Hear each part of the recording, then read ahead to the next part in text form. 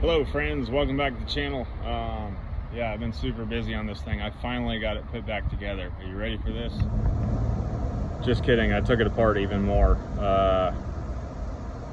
I am doing a lot of rust removal here. If you ever want to find out if a product is good or not, I'm not affiliated with him at all. But check out Project Farm on YouTube. He does a lot of great testing on certain products and stuff, and I think number 3 best product for him was this right here, and it definitely shows because I got about the same results as he did. It took a lot of the flake off of it, but it's still pretty rusty here. I feel like you're gonna hear me say rust a lot until we get this thing not rusty anymore, but yeah, it did okay, but I'm going to try something a little bit stronger. I'm not really going to talk about it because it's not exactly environmentally friendly. If you don't do it correctly, you have to neutralize it.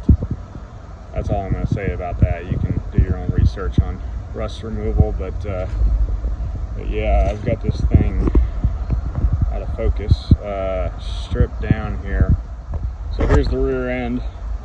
I was just going to leave it in it and clean it up with a wire brush and paint it and do my rust removal that way, but I got to looking at the U-bolts. I mean, look at this. That's this new iPhone. Takes forever to focus. Yeah, that's the U-bolt. That's how much it was holding on by, and that is holding the rear differential together through these straps. So I'm so glad that I decided to take these out and do it the right way and replace these. All right, got this thing cleaned up. Neither of the products that I used were super great for rust removal. I mean, it got a few of the spots out, but I ended up just going with a grinder and grinding all the flake out of it. The problem is with rust like this, it's fine if you treat it when it's just a rusted surface like this, but when it's flaky, that flakes off and exposes the metal. Now you might be wondering what I'm going to coat this with. A lot of people like to use that POR 15. That was a great product. The only problem with it is it locks in moisture for porous surfaces like this, so it ends up just rusting in from the inside out. I've seen it time and time again. People just apply it directly over flaky rust.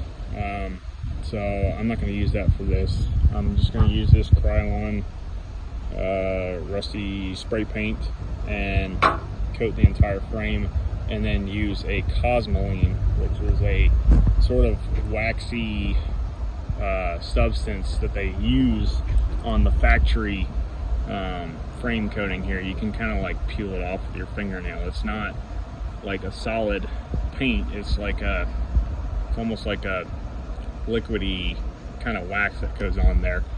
Cosmoline is great stuff. They use it for a lot of old antique World War II military rifles. They're completely coated in it, and it's a real pain to get it off of there. You have to do a lot of work to get it off, but it definitely prevents rust from happening.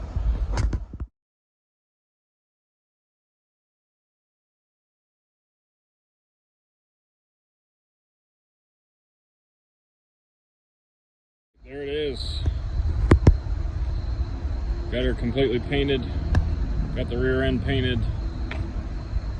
I know this is gloss and the other's flat black, but it doesn't matter because that Cosmoline is like a matte black color, and it's going to cover all this. So wanted to show you my new floor frame here.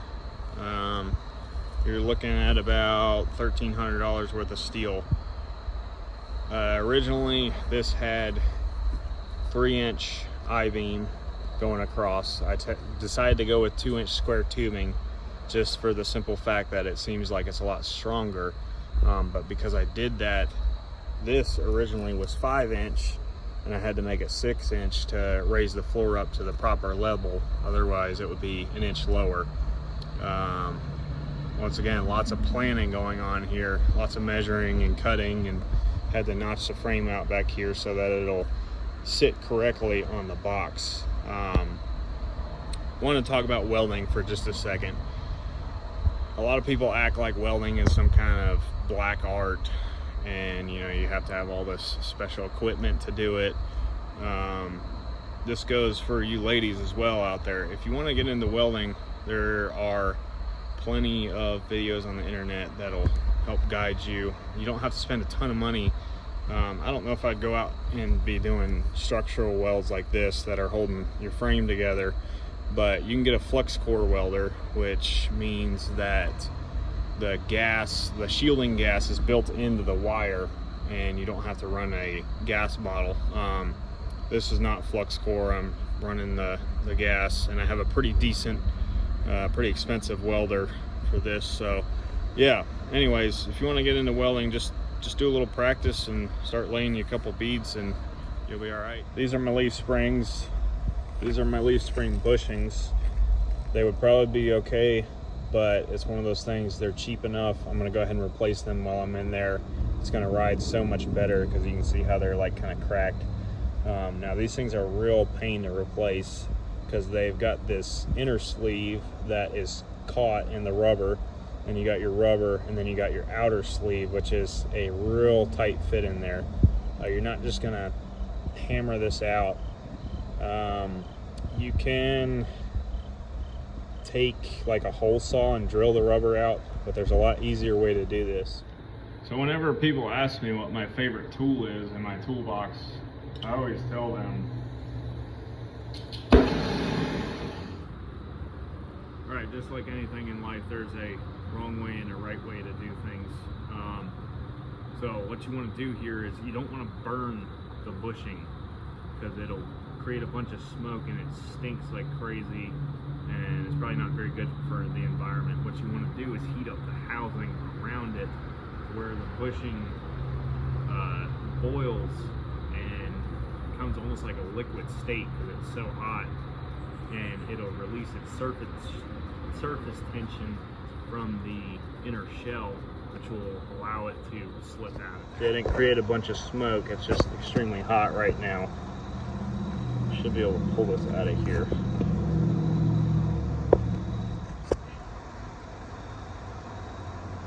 It's easier when you use two hands. And just like that, I got the inner sleeve out of there. Now what you want to do is take your Sawzall and cut into this metal sleeve. You don't want to cut into the spring itself. I got the old one over here. You just want to cut a small slit enough to release the surface tension, and then it'll slide out of there. This is definitely not the preferred method of doing this. Really, you want to like stick it in a press or something and press it in there, but I don't have a press right now, so what I'm gonna do here is stick a little grease on the outside, and you want to get a socket or something similar to where it hits on the outside edge of the bushing and not on the rubber. Take it.